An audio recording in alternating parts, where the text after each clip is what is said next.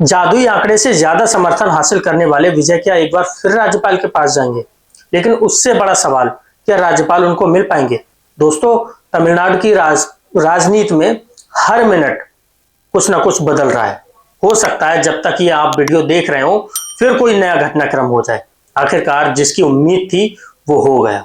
आज सुबह से ही ऐसी खबरें आ रही थी दोस्तों कि जो विजय है, जिनको लेकर लगातार पता नहीं उनको सपोर्ट मिलेगा नहीं मिलेगा, वीसीके का वो सपोर्ट मिल गया। वीसीके जिनके पास दो विधायक हैं, उन्होंने न केवल ऑफिशियली टीवी के यानी कि विजय की पार्टी को सपोर्ट कर दिया, बल्कि ये सपोर्ट अनकंडीशनल है। मतलब डिप्टी सीएम और मंत्रालय की शर्त से बिल्कुल ऊपर बिना शर्त समर्थन मिल गया। यानी आप कह सकते हैं कि विजय के पास अब जो जादुई आंकड़ा होता ना, उससे भी ज्यादा बहुमत है। मतलब अब विजय के पास खुद 108 सीटें, हालांकि 107 मानी जाएंगी, लेकिन 108 को अगर आप गिन लेते हैं तो कांग्रेस के पास 5 सीटें हैं जो कि विजय को समर्थन दे चुकी है। सीपीआई के पास 2 सीटें हैं, सीपीआईएम के पास 2, मतलब लेफ्ट की पार्टियों को मिलाकर 4 सीटें हो गई, और वीसीके की 2 सीटें भी आ जाती हैं। तो कुल ये जो आंकड़ा है ये बहुमत से ज्यादा है, ऑलमोस्ट 120 के आसपास आता है। तो 118 का जो बहुमत का आंकड़ा है, जादुई आंकड़े से भी ज्यादा अब टीवीके ने अचीव कर लिया है। यही नहीं दोस्तों, विजय की पार्टी को आईयूएमएल के 2 विधायकों का समर्थन मिल गया है। यानी विजय के पास अब मेजोरिटी से कहीं ज्यादा आंकड़ा है। ये सब कुछ तब हुआ दोस्तों जब आज सुबह से हाई वोल्टेज ड्रामा वीसीके को लेकर हुआ। पहले सुबह 11 बजे खबर आई कि प्रेस कॉन्फ्रेंस होगी, फिर सवा 11 बजे हुई, फिर 12 बजे, फिर बाद में वीसीके ने अपनी पार्टी दफ्तर से सबको भगा दिया, पत्रकारों को भगाओ, यहां से कोई प्रेस कॉन्फ्रेंस नहीं होने वाली, जब होगी तो बताया जाएगा। लेकिन ट्विस्ट आया, और ट्विस्ट ये था कि वो विजय को सीएम बनाने के करीब था। वीसीके ने ये लेटर शेयर कर दिया। इस लेटर के जरिए वीसीके ने ऑफिशियली पूरा समर्थन यानी कि पूरा सपोर्ट दे दिया है विजय को। मतलब अब विजय मुख्यमंत्री बनेंगे। लेकिन इस बीच कहानी में ट्विस्ट आ गया दोस्तों। ट्विस्ट ये है कि 7:10 पर जो तमिलनाडु के राज्यपाल हैं वो प्लेन में बैठ जाएंगे, उनकी इंडिगो की फ्लाइट है और वो केरल जाने वाले हैं। अच्छा, यहां मैं आपको बता दूं, तमिलनाडु के राज्यपाल का केरल जाने का पहले से ही प्लान था। थर्सडे को उनको निकलना था, लेकिन क्योंकि आप जान ही रहे तमिलनाडु में लगातार सियासी उठापटक चल रहा है, तो वो प्लान लगातार पोस्टपोन हो रहा था। अब सुबह से खबर ये पक्की थी कि भाई विजय को वीसीके का लेटर मिल जाएगा। मतलब आज कल 1 घंटे 2 घंटे बाद यही वाला पूरा सिस्टम चल रहा था। सबको पता था कि वीसीके आज समर्थन का ऐलान करने वाला है, उसने किया। इधर वीसीके के समर्थन की खबर आई, उधर राज्यपाल के केरला निकलने की खबर आ गई। अब बड़ा सवाल है कि 7:10 पर राज्यपाल की फ्लाइट है, तो उससे पहले ही विजय चले जाएंगे क्या राज्यपाल के पास अपना जो जादुई आंकड़ा है उसका दावा पेश करने के लिए? यहां मैं आपको याद दिला दूं कि वीसीके के प्रमुख विजय अब तक 3 बार राज्यपाल से मिल चुके हैं। तीनों बार राज्यपाल ने उनको बेरंग लौटा दिया। दोस्तों, यहां पर जानकारी यह भी आ रही है कि क्योंकि जो राज्यपाल है तमिलनाडु के, इनके पास केरला का भी एडिशनल चार्ज है, मतलब केरला के राज्यपाल भी यही है। तो ऐसी जानकारी है कि गवर्नर राजेंद्र उर्लेकर अगर चले गए तमिलनाडु, तो वो केरला में नई सरकार गठन के बाद ही आ पाएंगे। 12 तारीख के आसपास शायद वो आ पाएंगे। तो मतलब आज 10 तारीख है, 11-12, मतलब ये मंगलवार का दिन चला गया। तो यहां तो तमिलनाडु के गवर्नर, जो कि केरला के भी गवर्नर है, वो आज ही रुक जाएं और विजय उनसे पहले चले जाएं और कहें कि नहीं, पहले हमारी सरकार आप बनवा दीजिए, उसके बाद केरला जाइएगा। या फिर अगर केरला चले गए तमिलनाडु के राज्यपाल, तो फिर वो 12 के बाद ही आ पाएंगे। अच्छा, ये बड़ा दिलचस्प है दोस्तों। मतलब आप सोचिए, दोनों राज्यों में एक ही गवर्नर है। इस बीच जानकारी ये भी आई कि राहुल गांधी मल्लिकार्जुन खड़गे के आसपास गए हैं। दरअसल दोस्तों, आप जानते हैं कांग्रेस पार्टी ने बहुत अच्छा परफॉर्म किया है केरला में। तो केरला में भी कांग्रेस पार्टी का कौन मुख्यमंत्री बनेगा कौन नहीं बनेगा, इसको लेकर लगातार चर्चाएं चल रही हैं। केरला के जो अध्यक्ष हैं, कांग्रेस अध्यक्ष सनी जोसेफ, वो अभी मुलाकात कर रहे हैं मल्लिकार्जुन खड़गे से। तो राहुल गांधी की जो मुलाकात है खड़गे साहब से, हो सकता है वो केरला के नए मुख्यमंत्री को लेकर हो। केरला को लेकर भी सस्पेंस चल रहा है, कौन मुख्यमंत्री बनेगा, केसी वेणुगोपाल के नाम में सहमति बनेगी या फिर कोई और। चलिए, वो तो आने वाला कल बताएगा। वक्त बताएगा। लेकिन दोस्तों अगर केरला निकल जाते हैं तमिलनाडु और केरला के राज्यपाल, तो ये बड़ी अजीबोगरीब स्थिति हो जाएगी।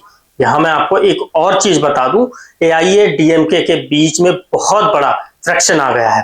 दोस्तों आप जानते हैं एआईएडीएमके में पहले से ही इस बात को लेकर मतलब एक राय नहीं है, सारे विधायकों में कि विजय के साथ जाना चाहिए कि नहीं जाना चाहिए।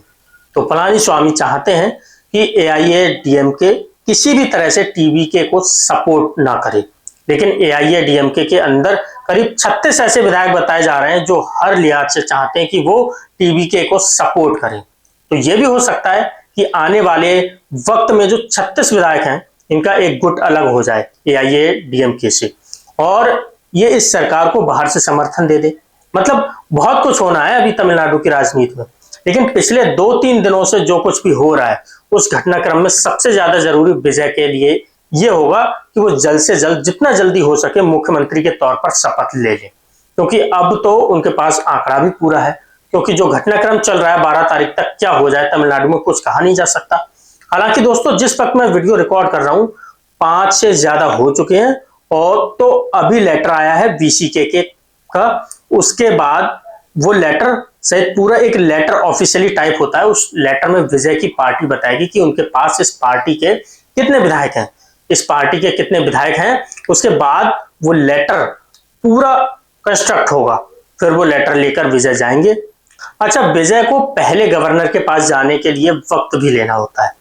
हो सकता है कि गवर्नर से मिलने का वक्त लें और गवर्नर मिल ही ना पाए, क्योंकि भाई अगर 7:10 की फ्लाइट है तो मैक्सिमम 6 बजे हम लोगों को तो घंटे पहले पहुंचना ही होता है, लेकिन आधे 1 घंटे पहले तो गवर्नर भी पहुंचेंगे।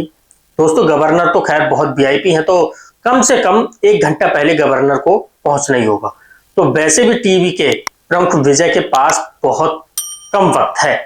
अगर इस दौर में टीवी के प्रमुख विजय गवर्नर से नहीं मिल पाते तो फिर आज 10 तारीख, कल 11 तारीख हो गई, 12 तारीख के बाद की बात चली जाएगी। तो तमिलनाडु में फिर नई सरकार का गठन कब होगा, कब शपथ ग्रहण होगा, वो मतलब कई दिन का पूरा खेल चला जाएगा। और आप जानते हैं जिस दौर की तमिलनाडु की पॉलिटिक्स में खेल हो रहा है, मतलब संजय राउत जो कि शिवसेना का सांसद है, उन्होंने मजाकिया अंदाज में कहा कि गवर्नर जिस तरह से विजय को बार बार वापस भेज रहे हैं, सबसे अच्छा ये होगा कि बीजेपी ने एक ही सीट जीती है। एक्चुअली मैं तो बीजेपी के जो विधायक हैं उनको बुलाएं और उनसे कहें कि आप ही सरकार बना लीजिए। क्या गवर्नर यही चाहते हैं? मतलब विपक्ष के निशाने पर अब ऑलरेडी गवर्नर है। मीडिया में भी एक तबका है जो गवर्नर के इस तरह के फैसले पर सवाल उठा रहा है, लेकिन पॉइंट ये है कि अभी वक्त का तकाजा ये कहता है कि गवर्नर जल्द से जल्द, मतलब विजय जो है वो गवर्नर से मिले और उसके बाद जितनी जल्दी हो सके शपथ ले लें। एक्चुअली तरीका तो यही होना चाहिए था कि आज वीसीके का पत्र मिल जाता टीवीके को, एक तरह से अटकलों का जो बाजार है वो गर्म कर दिया कि दरअसल टीवी के प्रमुख का शपथ ग्रहण थोड़ा लेट किया गया, क्योंकि वीसीके से कहा गया कि आप अपना समर्थन लेटर थोड़ा लेट दीजिए ताकि शुभेंदु अधिकारी के शपथ ग्रहण में कोई खलल पैदा ना हो। खबरें केवल शुभेंदु अधिकारी को लेकर चल रही, तो ये जो देरी हो रही है ये वाकई में विजय की गलती है, क्योंकि बहुत सारे लोग विजय का मजाक उड़ा रहे हैं कि विजय जो है मैथमेटिक्स में बचपन से ही कमजोर रहे हैं। जब उनके पास अभी विधायकों का नंबर नहीं था तो बार बार वो राज्यपाल के पास क्यों जा रहे थे।